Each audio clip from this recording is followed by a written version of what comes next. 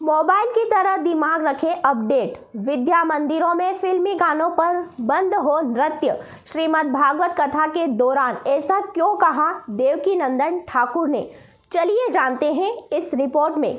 नमस्कार, मैं हूँ रिया पिपलीवाल और आप देख रहे हैं digital video news channel MP7 news. Bhopal शहर के टीटी नगर दशहरा मैदान पर चल रही श्रीमद् भागवत कथा में शुक्रवार को देवकीनंदन ठाकुर महाराज ने प्रवचन दिए। उन्होंने श्रद्धालुओं से कहा कि मोबाइल की तरह लोग भी अपना दिमाग अपडेट रखें। भारत में यह कानून बनना चाहिए कि हर व्यक्ति सिर्फ अपने धर्म में ही शादी कर सके। देश में लव जिहाद बच्चियों के धर्मांतरण के लिए किया जा रहा है। उन्होंने कहा कि विद्या के मंदिरों में फिल्मी गानों पर बच्चियों का नृत्य बंद होना चाहिए। आज शनिवार को भागवत कथा का अंतिम दिन है। आज श्री बागेश्वर धाम के पंडित धीरेन्द्र शास्त्री भी भागवत कथा में शाम 7 बजे शामिल होंगे।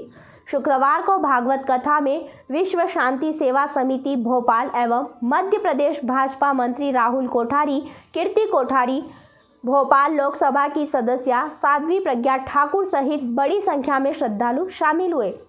जाति से ऊपर देश व संस्कृति की रक्षा करें।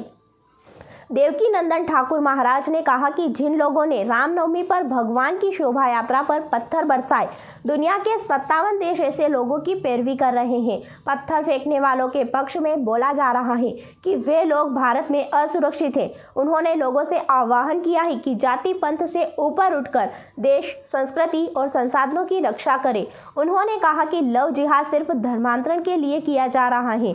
केंद्र और राज्य सरकारों को यह कानून बनाना चाहिए।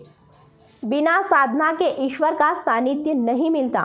जी हाँ, देवकीनंदन ठाकुर महाराज ने कहा कि बिना साधना के भगवान का सानिध्य नहीं मिलता।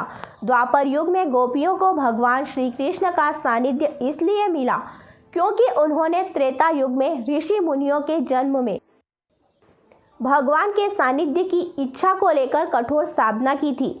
शुद्ध भाव से की गई परमात्मा की भक्ति सभी सिद्धियों को देने वाली है। जितना समय हम इस दुनिया को देते हैं उसका 5% भी यदि भगवान श्री कृष्ण की भक्ति में लगाएंगे तो भगवान की कृपा निश्चित मिलेगी। माता पिता के मन में संतान के लिए कल्याण की भावना रहती है।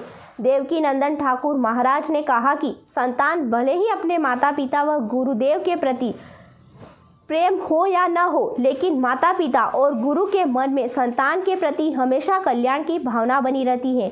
तीसरे प्रकार के व्यक्ति के बारे में उन्होंने कहा कि ये किसी से प्रेम नहीं करते तो इनके 4 लक्षण होते हैं। आत्माराम, जो बस अपनी आत्मा में ही रमन करता है। पूर्ण काम, संसार में सब भोग पड़े हैं लेकिन तृप्त हैं, किसी तरह की कोई इच्छा नहीं है। कृतज्ञ, जो किसी के उपकार को नहीं मानता। गुरुद्रोही, जो उपकार करने वालों को अपना शत्रु समझता है। श्री कृष्ण कहते हैं कि गोपियाँ, इनमें से मैं कोई भी नहीं हूँ। मैं तो तुम्हारे जन्म जन्म का ऋणी हूँ। सबके कर्जों को उतार सकता हूँ, तुम्हारे प्रेम के कर्ज को नहीं। तुम प्रेम की ध्वजा हो। खबरों की अधिक जानकारी के लिए देखते रहिए हमारे साथ MP7 न्यूज़।